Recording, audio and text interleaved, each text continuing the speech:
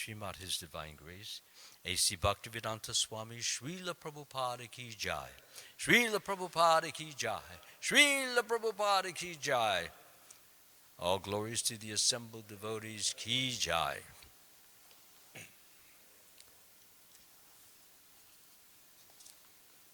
me do this. What is it?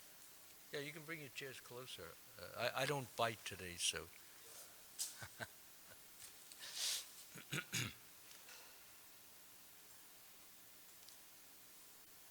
Are you okay? Can I start now? Yeah. So as mentioned, this is from the Krishna book, and I start out with the first chapter of this Krishna marries Rukmini, and this is called Krishna the Ranchor.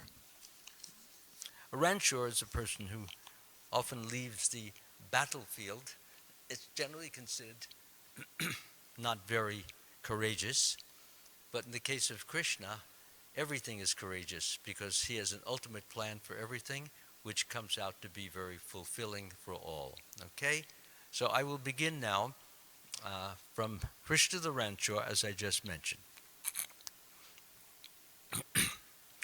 Of course, Krishna could understand that let me preface this by saying that Rukmini, knowing that she was going to be given over to Shishupal, which is the last person in the world she would want to be given to. So she devised a plan by which Krishna could kidnap her or steal her away so that Shishupal would not depress Rukmini, and at the same time Krishna himself would be very much enlivened and feeling extremely happy by getting Rukmini as his wife. So he has sent this Brahmin with a notice, with a letter for Rukmini, Rukmini for Krishna, to let him know that she wants to be kidnapped. She doesn't want to marry Shishupal. And she also senses that Krishna would like to marry her, because that is the word or the prevailing thought and idea in Kundina, which is where she stays, where she lives. So it's a hope, it's a prayer. Although she does know that Krishna is the most powerful person in the world, nonetheless, because she loves him so much, she wants him so much, she's so anxious for him, therefore she's a little worried that maybe there might be some obstruction along the way. Who knows what could be, big boulders falling down in the road, different things could happen. So there is a level of anxiety nonetheless, even though Krishna is so powerful. So a Brahmin has arrived. She was sent by Rukmini with a letter from her to read to Krishna so that he will know the intensity, the depth, the delight, and the love that she has for him, which she hopes will help to further convince him to kidnap her. So I will begin right now. Of course, Krishna could understand that the Brahmin had come with a confidential message. Therefore he said, "If you have no objection, I give you liberty to speak about your mission." Thus, being very satisfied by these transcendental pastimes with the Lord, the Brahmin narrated the whole story of his mission in coming to see Krishna. Excuse me. You can get a little water for me, that would help, one of you, if there is water. Can get something? Thank you very much.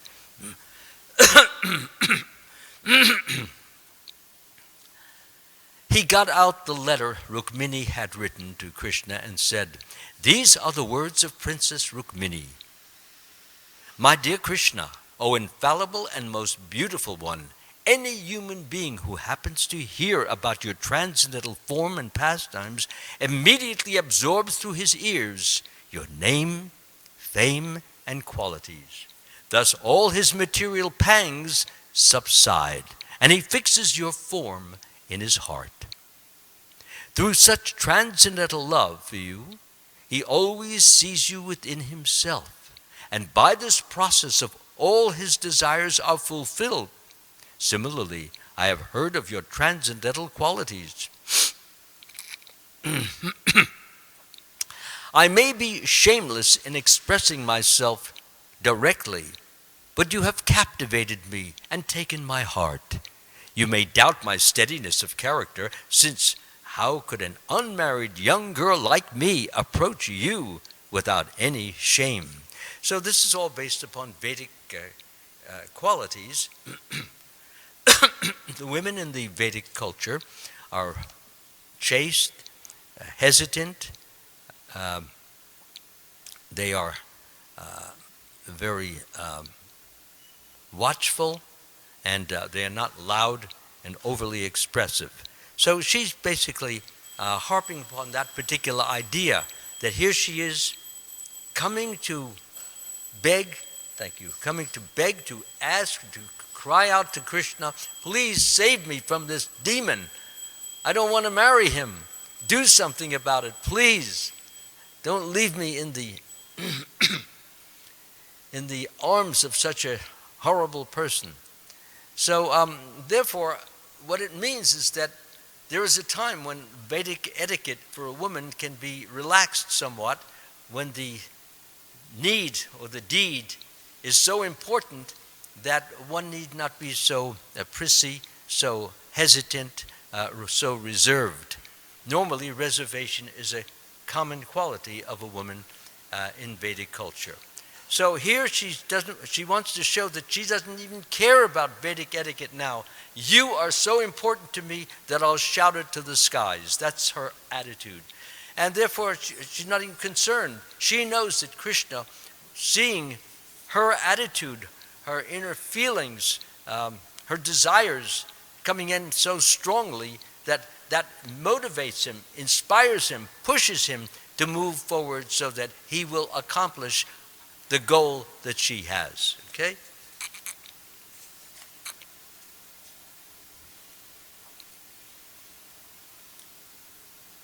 So the Brahmin says that these are the words of Princess Rukmini. Sorry.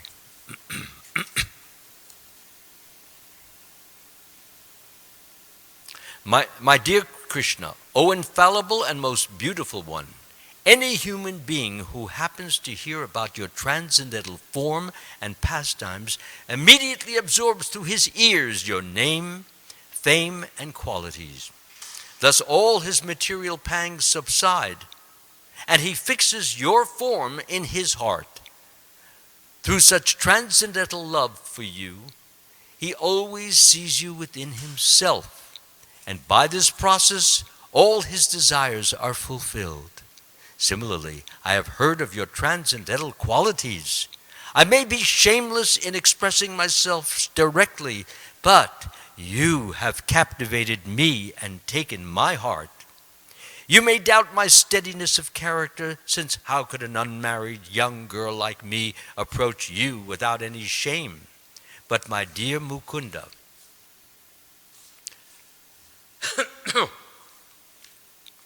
you are the supreme lion among human beings, the supreme person among persons. Any girl, though not yet having left her home, or even any woman of the highest chastity, would desire to marry you, being captivated by your unprecedented character, knowledge, opulence, and position.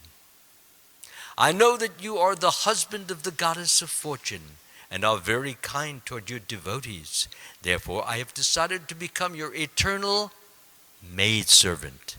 My dear Lord, I dedicated my life and soul unto your lotus feet. I have selected your lordship as my husband, and I therefore request you to accept me as your wife. You are the supreme powerful, O lotus-eyed one. Now I belong to you. If that which is enjoyable for the lion to eat is taken away by the jackal, it will be a ludicrous affair. Therefore, I request you to immediately take care of me before I am taken away by Shishupal and other princes like him. My dear Lord, in my previous life, I may have done public welfare work like digging wells and planting trees, or pious activities such as performing ritualistic ceremonies and sacrifices and serving superiors like the spiritual master, Brahmins, and Vaishnavas. By these activities, perhaps I have pleased the Supreme Personality of Godhead, Narayan. If this be so, then I wish that you, Lord Krishna, the brother of Lord Balaram, please come here and catch hold of my hand so that I shall not be touched by Shishupal and his company.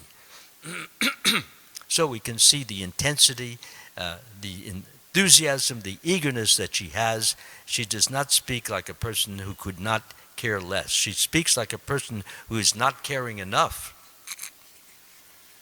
Rukmini's marriage with Shishupal was already settled. Therefore, she suggested that Krishna kidnap her so that this might be changed. This sort of marriage, in which the girl is kidnapped by force, is known as Rakshasa and is practiced among Kshatriyas, or men with an administrative martial spirit. Because her marriage was already arranged to take place the next day, Rukmini suggested that Krishna come there incognito to kidnap her and then fight with Shishupal and his allies like the king of Magadha, which is Jarasandha. Knowing that no one could conquer Krishna, who would certainly emerge victorious, she addressed him as Ajita, the unconquerable Lord. Rukmini told Krishna not to be concerned that the fighting would take place within the palace, and that many of her family members, including other women, might thus be wounded or even killed. As the king of a country thinks of diplomatic ways to achieve his object, Rukmini, being the daughter of a king, was diplomatic in suggesting how this unnecessary and undesirable killing could be avoided. She explained that it was the custom of her family to visit the temple of goddess Durga, their family deity, before a marriage. The Kshatriya kings were mostly staunch Vaishnavas, worshipping Lord Vishnu in either the Radha Krishna or Lakshmi Narayan form. Still, for their material welfare, they used to worship goddess Durga. They never made the mistake, however, of accepting the demigod as the supreme Lord on the level of Vishnu Tattva, as do some less intelligent men. To avoid the unnecessary killing of her relatives, Rukmini suggested that it would be easiest for him to kidnap her while she was either going from the palace to the temple or else returning home. She also explained to Krishna why she was anxious to marry him, even though her marriage was to take place with Shishupal, who was also qualified.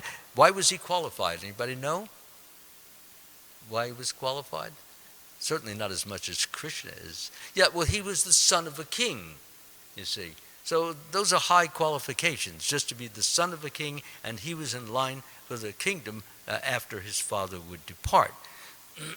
So from a worldly point of view, he was considered very creditable. Rukmini said that she did not think anyone was greater than Krishna, not even Lord Shiva, who is known as Mahadev, the greatest of all demigods. Lord Shiva also seeks the pleasure of Lord Krishna in order to be delivered from his entanglement in the quality of ignorance within the material world. Although Lord Shiva is the greatest of all great souls, Mahatmas, he keeps on his head. What does he keep on his head? What falls on his head? Yeah. The Ganga. Thank you. So he on his head the purifying water of the Ganges, which emanates from a hole in this material universe made by the toe of Lord Vishnu. Lord Shiva is in charge of the material quality of ignorance, and to keep himself in a transcendental position, he always meditates on Lord Vishnu or Krishna, and always tries to purify himself with the water of the Ganges. Therefore, Rukmini knew very well that obtaining the favor of Krishna was not easy. Since even Lord Shiva must purify himself for this purpose, surely it would be difficult for Rukmini, who was only the daughter of a Kshatriya king. Thus she desired to dedicate her life to observing severe austerities and penances, such as fasting and going without bodily comforts. If it were not possible in this lifetime to gain Krishna's favor by these activities, she was prepared to die from such austerities and to undergo similar difficulties lifetime after lifetime. In the Bhagavad Gita, it is said that pure devotees of the Lord execute devotional service with great determination. So this is very good instruction for all of us. That if you want something great, you've got to do something great, or at least strive to do something great. It should not be taken as a come see, come saw, unimportant action or a mechanical action or something simply done because it's known as something good. It should be done because your life and soul depends upon it. And that's Rukmini felt, that I don't even want to live if I can't have Krishna as my husband. If I can't do that, even after so many austerities and so many different types of mortifications, she has in her mind no one else, only Krishna. Krishna is the one and only. That's the way she sees it. And we ourselves should be thinking along that line, at least trying to get that. Why? Because who else is there? Everything that we look at all around us disappears. It's here today, it's gone tomorrow. You may love it, you may become infatuated, or you may become entangled or attached to it. Nonetheless, it will leave us, and to the degree that we are attached, to the degree that we want it, to the degree that we feel it's all in all, what will happen to that degree? We will become sorrowful, lachrymose, very sad. I lost that which was all in all to me. So that is why it is said that one for sure that does not leave, that does not fall, that does not crash and end, and that is the Supreme Lord Krishna, who is eternal, ever-existing, primeval. He is always in existence. Not only that, but he is all loving, and he's always willing, glad, and eager to give kindness, sweetness, affection to the devotees who give their all to the loving service of himself. And when, for example, we do that, although we may not see his face unless we're very advanced, he's enjoying, he's happy, he's satisfied, more so than his ordinary, normal condition of joy, because he takes special delight, special favor, pleasure in seeing the devotees perform their work in a manner in which they are offering it to the Supreme Lord. Not merely doing it, saying it in their mind, this is for you, Lord. I offer this to you. This energy you've given to me, it's for you. Nothing else I have is for you. My clothes are for you. My food, which I eat, is for you. My clothing, my shelter, my health, my strength, everything that I have is coming from you, and I offer it to you because you truly deserve it, because it is yours. And if it's yours, it gives me great pleasure in offering it back to you with the love, with the devotion, with the everything that you have given me, because giving to you is an eternal, permanent offering which will simply continue to enable me, to help me, to charge me with greater and greater affection and devotion and dedication for you. And what else is there? Absolutely nothing, because everything that we see, the floor, the lights, the everything, it will one day disappear. But you, Krishna, will not disappear, and you will wait for me till I come back home, back to Godhead by your grace. Okay, now I've forgotten the place that I left, as I usually do. So give me just a moment to find it. Okay. Thus, Rukmini desired to dedicate her life to observing severe austerities and penances such as fasting and going without bodily comforts, cold, heat, all these things. If it were not possible in this lifetime To gain Krishna's favor by these activities, she was prepared to die from such austerities and to undergo similar difficulties lifetime after lifetime. In the Bhagavad Gita, it is said that pure devotees of the Lord execute devotional service with great determination. Such determination, as exhibited by Rukmini Devi, is the only price for purchasing Krishna's favor. One should be strongly determined in Krishna consciousness, and that is the way to ultimate success. In other words, if we make a vow, if we make a promise, that we should be prepared to fulfill that vow. We, for example, take vows of 4 regulative principles. And if there is a temptation, maybe you start smoking a cigarette again, or maybe to engage in some romantic activity, or maybe to start drinking coffee or drinking alcohol. So the devotee has to think, no, wait a minute, I made a promise to the Supreme Lord. And if he's going to take me seriously and help me to come back home, back to Godhead, then I have to fulfill my promise. So even if it's painful, even if it's difficult, even if it's troublesome, nonetheless, that's the price, as it's mentioned here. That's the price of gaining Krishna's favor, because he sees how serious I am, how sincere I am, and how desirous I am of wanting to come closer and closer and closer and closer to him, because I consider it the end-all, be-all, and all of everything. After relaying Rukmini Devi's statement to Krishna, the Brahmin said, "My dear Krishna, chief of the Yadu dynasty, I have brought this confidential message for you from Rukmini. Now it is placed before you for your consideration. After due deliberation, you may act as you please. But if you want to do something, you must do it immediately. There is not much time left for action." Thus ends the Bhaktivedanta purport of the 52nd chapter of Krishna the Ranchur. Chapter 53, Krishna kidnaps Rukmini. After hearing Rukmini's statement, Lord Krishna was very much pleased. He immediately shook hands with the Brahman and said, "My dear Brahman, I am very glad to hear that Rukmini is eager to marry me, since I am also eager to get her hand. My mind is always absorbed in thoughts of the daughter of Bhishmaka, and sometimes I cannot sleep at night because I am thinking of her. I can understand that the marriage of Rukmini with Shishupal has been arranged by her elder brother in a spirit of what? Love? Yeah, that's right. Animosity, which is the same, as you said. Animosity toward me. So I am determined to give a good lesson to all these princes, just as one extracts and uses fire after manipulating ordinary wood. After dealing with these, demoniac princes, I shall bring forth Rukmini like fire from their midst.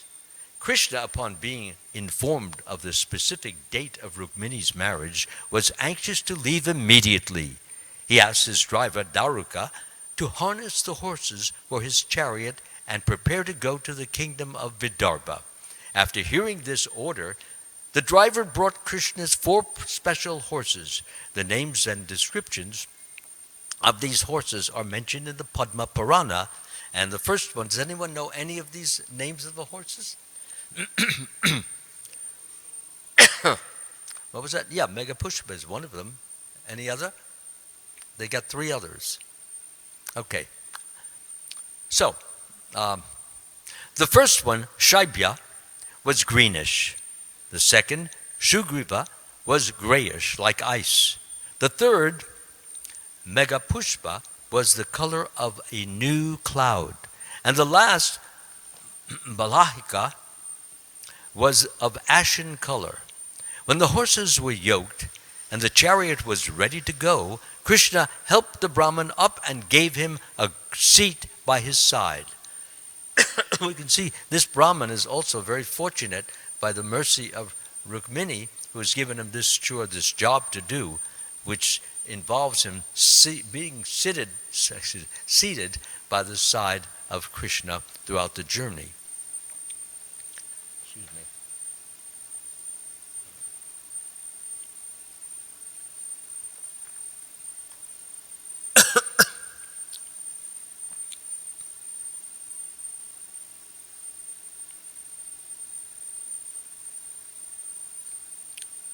Okay.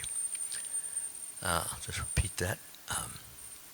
When the horses were yoked and the chariot was ready to go, Krishna helped the Brahmin up and gave him a seat by his side. Immediately they started from Dvarka and within one night arrived at the province of, you remember the province? Starts with a V? Yes, exactly. And immediately arrived at the province of Vidarbha. The kingdom of Dvarka, not Vidarbha, Dvarka, is situated in the western part of India. And Vidarbha is situated in the northern part. They are separated by a distance of not less than 1,000 miles. But the horses were so fast that they reached its destination, a town called, you know the town, starts with a K, Kundana, within one night or at most 12 hours. King Bhishmaka was not enthusiastic about handing his daughter over to Shishupal, but he was obliged to accept the daughter, accept the marriage settlement, due to his affectionate attachment for his eldest son. That sometimes can hurt a king's position.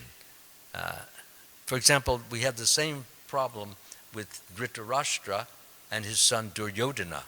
He didn't want to do many of the things that Duryodhana wanted to do, which were very demonic, were very criminal. Nonetheless, because he was so attached to Duryodhana, he decided to go along with it. So, so much for attachment. So attachment can be good and it also can be bad. When we become attached to someone who's very virtuous, very glorifiable, very loving, full of virtues, then it's a good thing, such as the Supreme Lord and all his great associates. But it's a bad thing when we become attached, as I just said, to one who is full of vice, full of low-grade or base feelings and thoughts, criminal activities, and the like. And when one is attached, then he ruins his entire life, and he can very, very often go to the hellish planets when all is said and done. King Bhishmaka, I already said that, sorry. As a matter of duty, the king was decorating the city for the marriage ceremony and acting in great earnestness to make it very successful.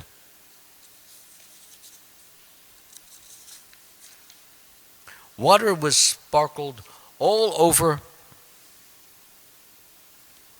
the streets, and the city was cleansed very nicely. Since India is situated in the tropical zone, the atmosphere is always dry. Dust always accumulates on the streets and roads, so they must be sprinkled with water at least once a day.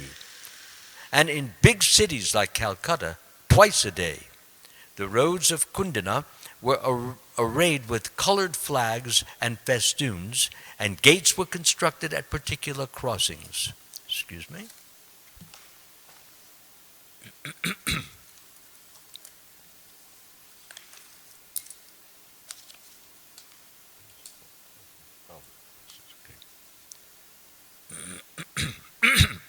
Sorry. The roads of Kundana were arrayed with colored flags and festoons, and gates were constructed at particular crossings. The whole city was decorated very nicely. The beauty of the city was enhanced by the inhabitants, both men and women, who were dressed in fresh, washed clothes and decorated with sandalwood pulp, pearl necklaces, and flower garlands. Incense burned everywhere, and fragrances like a guru scented the air. Priests and Brahmins were sumptuously fed and, according to ritualistic ceremony, were given sufficient wealth and cows in charity. In this way, they were engaged in chanting Vedic mantras, Hare Krishna, Krishna Krishna, Hare Hare, Hare Rama, Rama Rama, Hare Hare.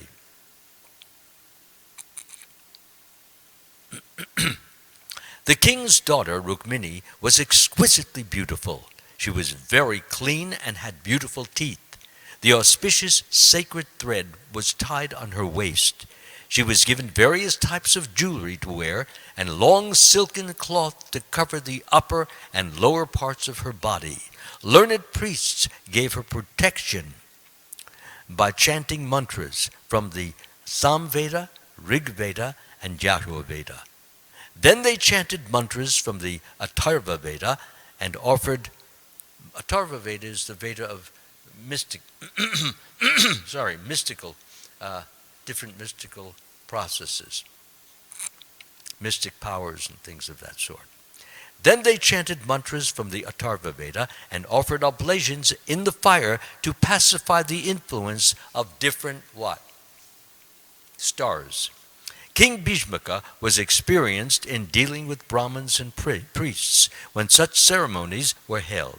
He specifically honored the Brahmins by giving them large quantities of gold and silver, grain mixed with molasses, and cows decorated with cloth and ornaments. Dhamaghosh, Shishupal's father, executed all kinds of ritualistic performances.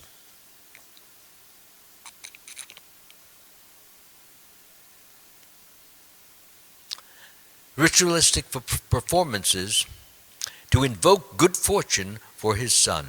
Shishupal's father was known as Dhamaghosh due to his superior ability to cut down unregulated citizens. In other words, you didn't get away with anything under his eyes. Dhamma means crushing down, and Ghosh means famous. So he was famous for controlling the citizens. Dhamaghosh thought that if Krishna came to disturb the marriage ceremony, he would certainly cut him down with his military power. Many of these soldiers and generals, they have no idea of the strength, the power, the greatness, the glory, the infinite greatness of Krishna. They just think he's an ordinary soldier, an ordinary general.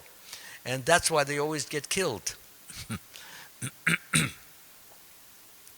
So he was famous for controlling the citizens. Dhamaghosh thought that if Krishna came to disturb the marriage ceremony, he would certainly cut him down with his military power. Therefore, after performing the various auspicious ceremonies, Dhamaghosh gathered his military divisions. He took many elephants garlanded with golden necklaces and many similarly decorated chariots and horses. It appeared that Dhamaghosh, along with his son and other companions, was going to Kundana, not exactly to get Shishupal married, but mainly to fight. When King Bhishmaka learned that Dhamaghosh and his party were arriving, he left the city to receive them. Outside the city gate were many gardens where guests were welcome to stay. In the Vedic system of marriage, the bride's father receives the large party of the bridegroom and accommodates them in a suitable place for 2 or 3 days until the marriage ceremony is performed. The party, led by Dhamaghosh, contained thousands of men, among whom the prominent kings and personalities were. Anybody know name of a few of them? Okay, I'll give you a hint. Jarasandha, Dantavakra. There are chapters on these particular great warriors, great only in the sense that they knew how to fight. Jarasandha, Dantavakra, Vidurata, and Pondraka.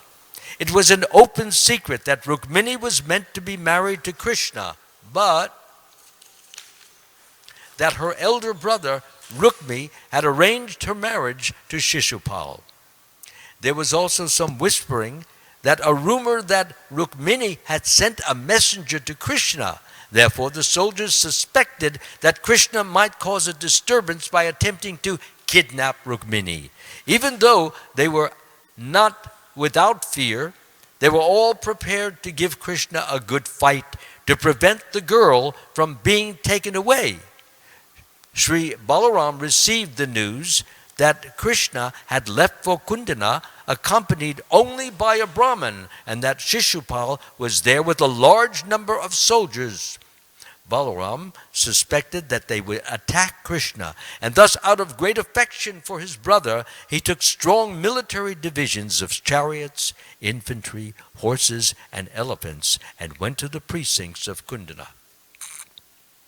Meanwhile, inside the palace, Rukmini was expecting Krishna to arrive.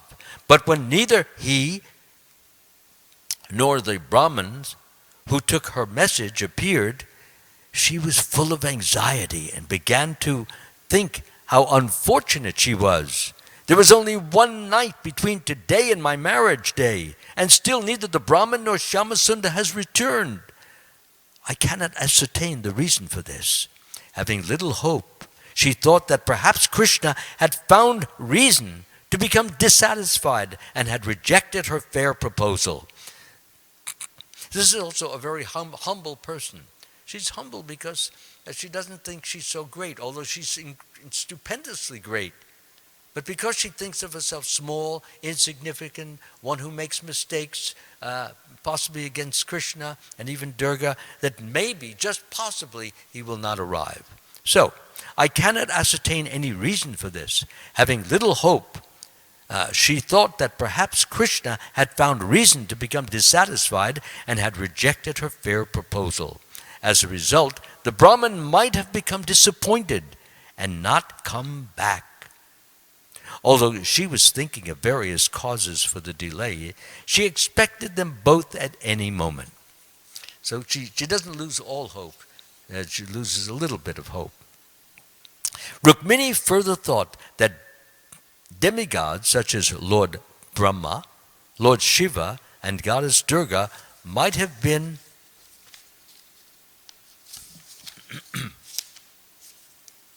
displeased. It is generally said that the demigods become angry when not properly worshipped. For instance, when Indra found that the inhabitants of Vrindavan were not worshipping him, Krishna having stopped the Indra Yajna, he became angry and wanted to chastise them. How did he chastise them? Come on, you all know that. Yeah, with devastating rainfall. Remember that? Thus, Rukmini thought that since she did not worship Lord Shiva or Lord Brahma very much, they might have become angry and tried to frustrate her plan. Similarly, she thought that Goddess Durga, the wife of Lord Shiva, might have taken the side of her husband. Lord Shiva is known as Rudra, and his wife is known as Rudrani. Rudrani and Rudra refer to those who are accustomed to putting others in distress to cry forever. Rukmini was thinking of Goddess Durga as Girija, the daughter of the Himalayan mountains. The Himalayan mountains are very cold and hard, and she thought of Goddess Durga as hard-hearted and cold. In her anxiety to see Krishna, Rukmini, who was after all still a child, she was only about 13 years old, thought this way about the different demigods. The gopis worshipped Goddess Katyayane to get Krishna as their husband. Similarly, Rukmini was thinking of the various types of demigods, not for material benefit, but in respect to Krishna. Praying to the demigods to achieve the favor of Krishna is not irregular, and Rukmini was fully absorbed in thoughts of Krishna. So that is the justification there. That if you worship a demigod, to gain the association, to gain some particular ability in your service to Krishna, anything which connects us with or builds us to or gets us closer to Krishna, even if one fancies or worships a demigod, that is okay. But one can still go better. He can simply worship Krishna, period.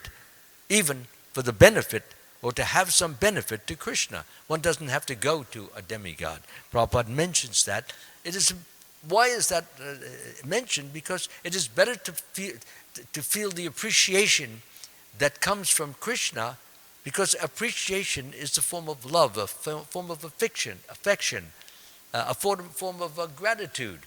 And then when one has that for Krishna, that increases his love for the Supreme Lord. Whereas when one goes to a demigod, he may feel some appreciation for that demigod or some gratitude for something that the demigod did. And in the ultimate analysis, we know that demigods get their power from Krishna. So why go to the demigod when you can go to the one who gives the permission to the demigod to give the offering? It is generally said that the demigods become angry when not properly worshipped. Okay, I already read that. Sorry about it. So the Himalayan mountains, they're cold. I mentioned that.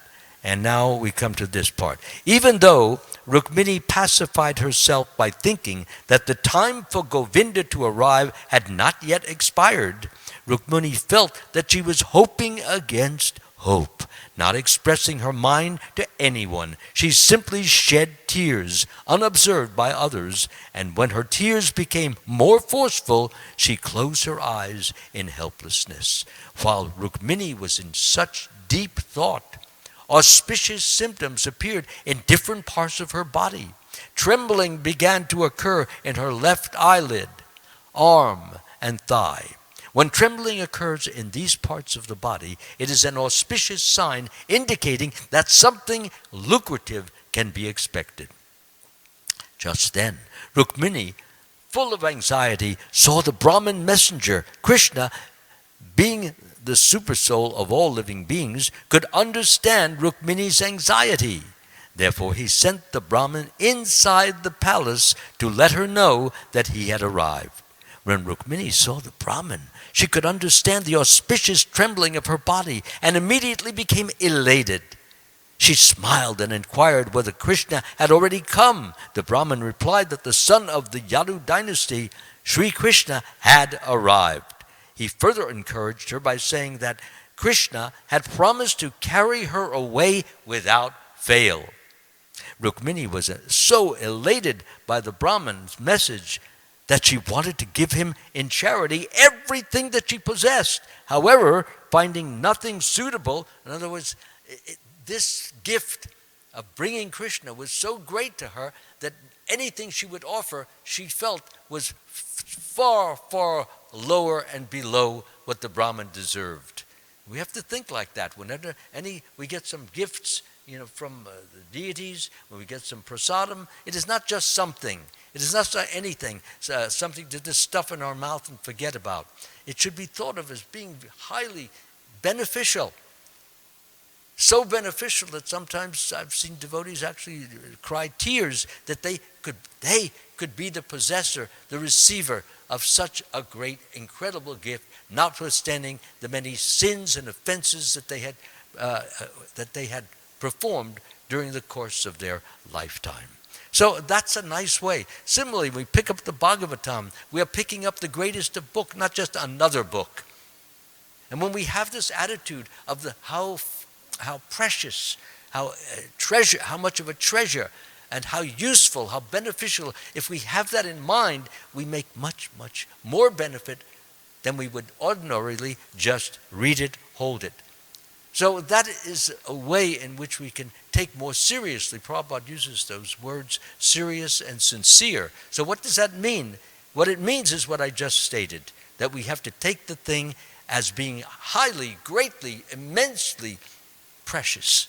And if it's that way in our heart, in our mind, then we're going to becoming, Krishna will be so pleased, he will make himself closer or deliver himself closer and closer to us so that we will feel that ecstasy which comes from Krishna showing, expressing, and extending his love to the devotee.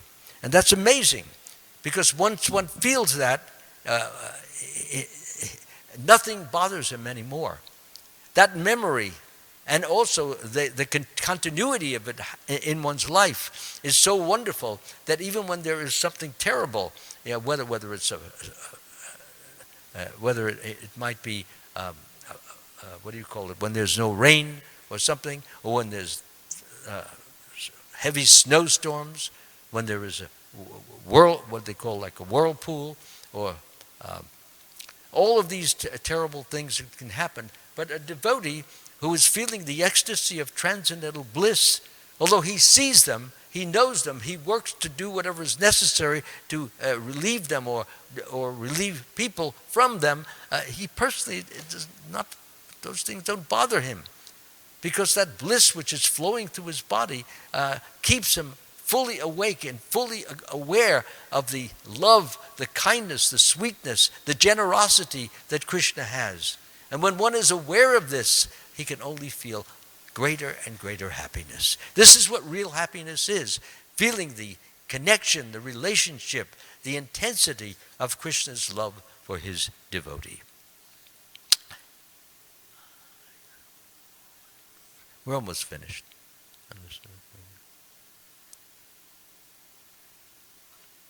I'm trying to figure. Okay. Here it is. Just then, Rukmini, full of anxiety, saw the Brahmin, and of course she wanted to give him tremendous gifts, as I just mentioned, but she felt that there was nothing that she could give him except one thing. Do you all remember that one thing? Her obeisances. She felt that basically, obeisances also is not just dropping to your knees and then getting up. Obeisances really means, as Rukmini means it here, I offer you my love, I offer you my life. That's how much what you have done to me means to me. It means more than everything.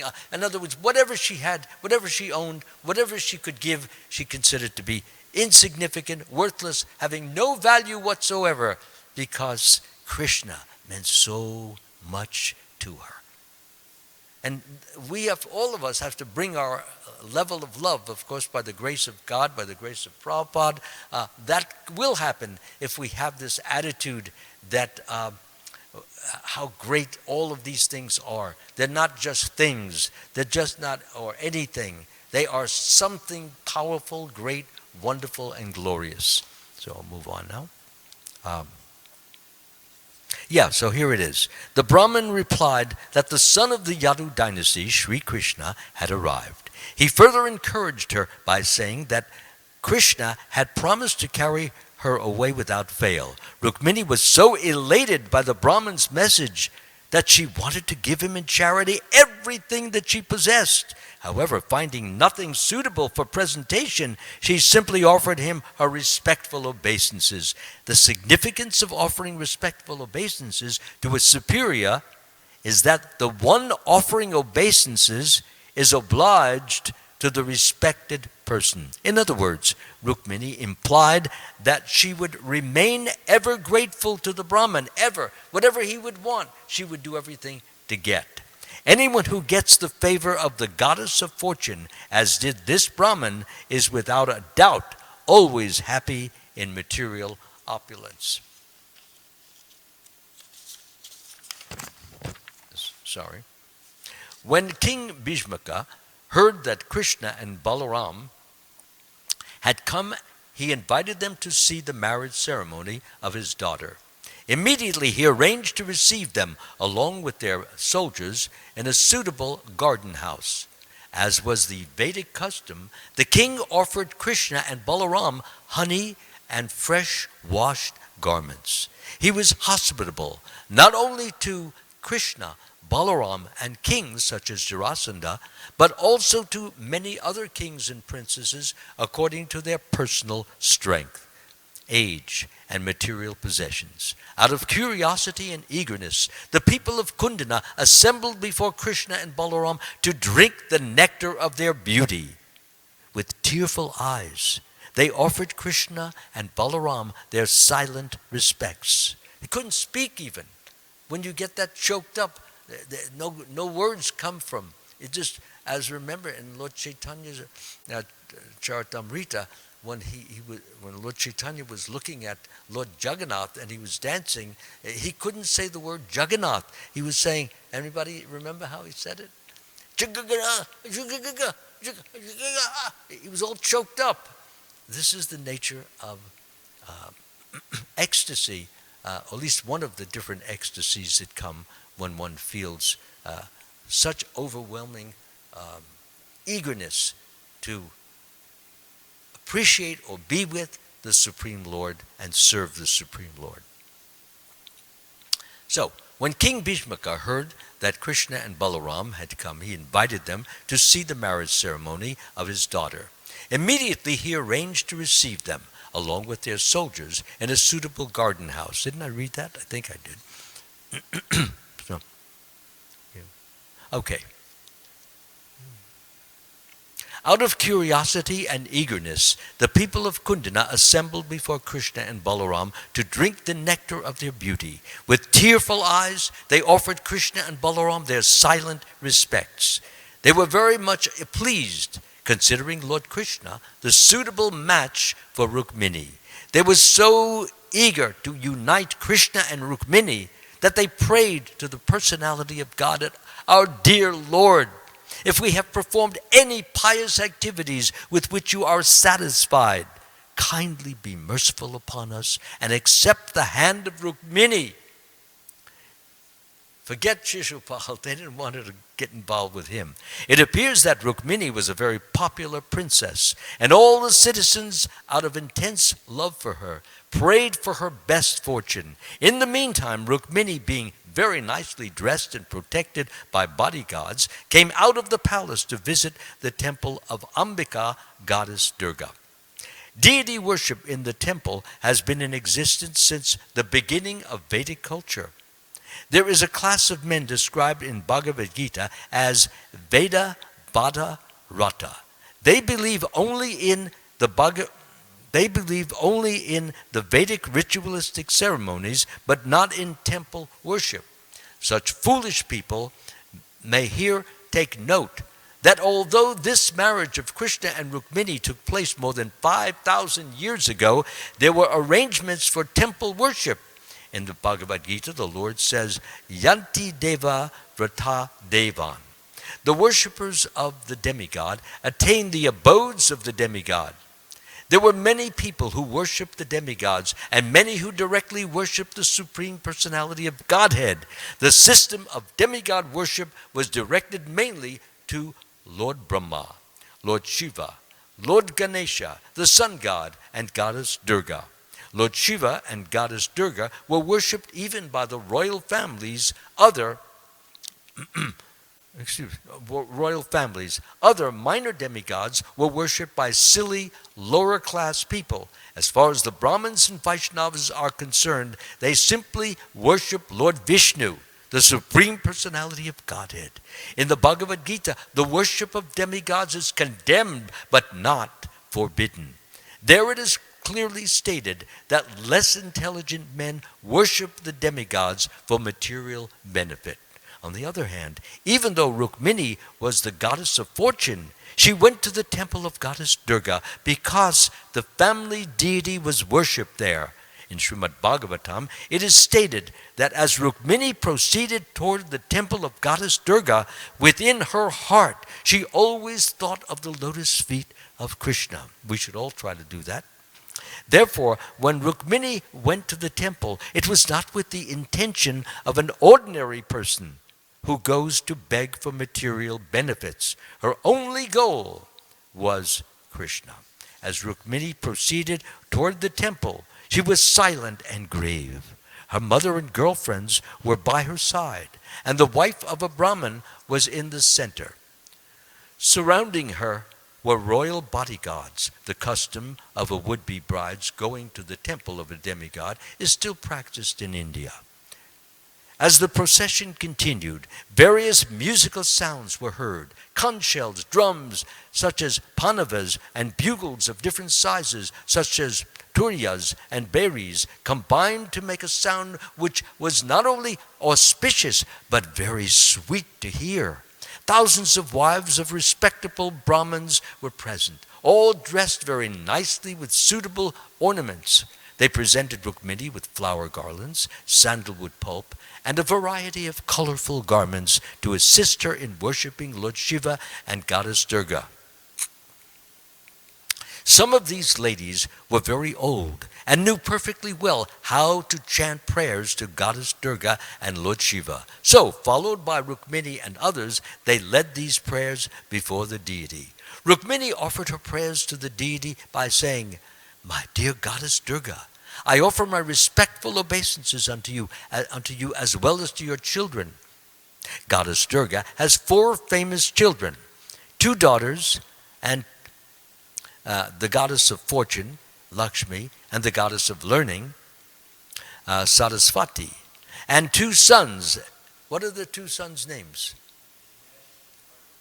Exactly. Lord Ganesha and Lord Kartikeya. They are all considered to be demigods and goddesses, since Goddess Durga is always worshipped with her famous children.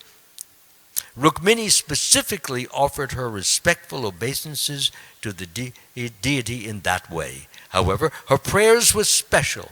Ordinary people prayed to Goddess Durga for material wealth, fame, profit, strength, and so on.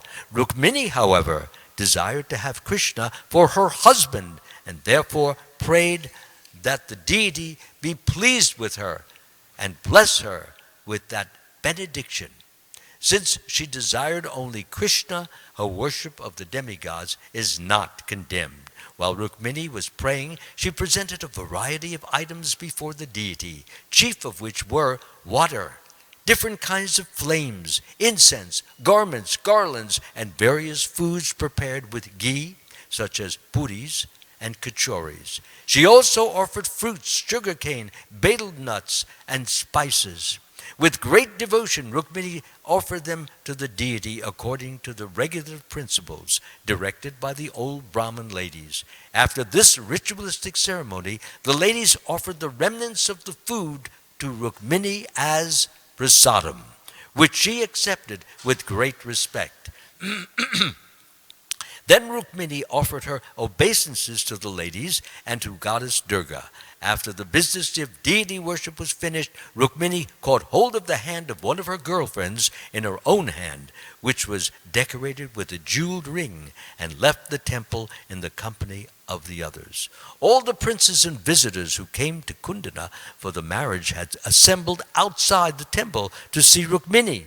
The princes were especially eager to see her because they all actually thought that they would have Rukmini as their wife. I don't know how they could think that, because it was definitely announced that she was to be married to Shishupal. But due to big egotism, they felt that, well, maybe me, maybe there's hope. So, the princes were especially eager to see her because they all actually thought that they would have Rukmini as their wife. Struck with wonder upon seeing Rukmini, they thought she was especially manufactured by the Creator to bewilder all the great chivalrous princes. Her body was well constructed, the middle portion being thin. Her high hips were adorned with a jeweled locket. She had pink lips, and the beauty of her face was enhanced by her slightly scattered hair and by,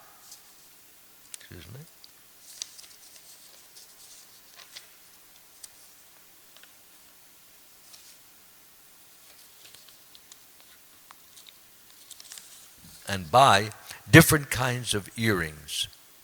The bodily luster and beauty of Rukmini appeared as if painted by an artist perfectly presenting beauty following the descriptions of great poets. Rukmini's breasts are described as being somewhat high, indicating that she was just a youth and not more than 13 or 14 years old. Her beauty was specifically intended to attract the attention of Krishna. Although the princes gazed upon her beautiful features, she was not at all proud. Her eyes moved restlessly, and when she smiled very simply, like an innocent girl, her teeth appeared just like jasmine buds. Expecting Krishna to take her away at any moment, she proceeded slowly toward her home. Her legs moved just like a full-grown swan, and her ankle bells tinkled mildly.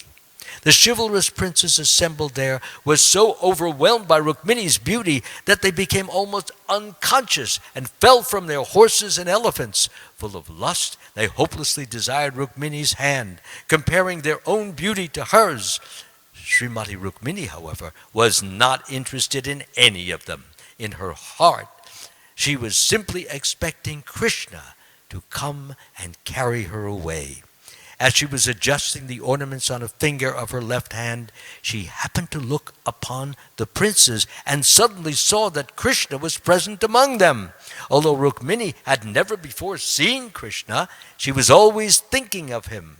Thus, she had no difficulty recognizing him amongst the princely order. Krishna, unconcerned with the other princes, immediately took the opportunity to place Rukmini on his chariot, marked by a flag bearing the image of Garuda. He then proceeded slowly, without fear, taking Rukmini away, exactly as a lion takes a deer from the midst of jackals. Meanwhile, Balaram appeared on the scene with the soldiers of the Yadu dynasty. Jarasandha, who had many times experienced defeat by Krishna, roared, "How is this? Krishna taking Rukmini away from us without opposition. What is the use of our being chivalrous fighters with arrows? My dear princes, just look, we are losing our reputation. He is just like a jackal taking booty from a lion."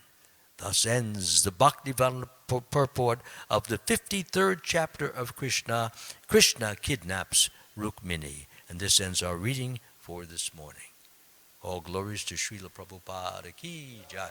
All glories to Sri Sri Rukmini and Dwakadish ki jai.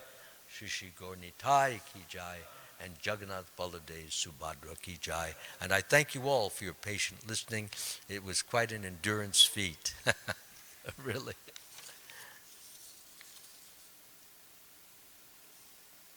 Okay.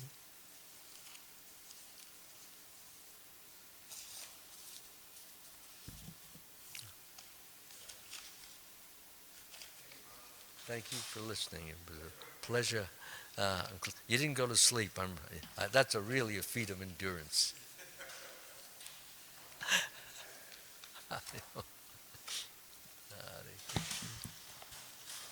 Sorry.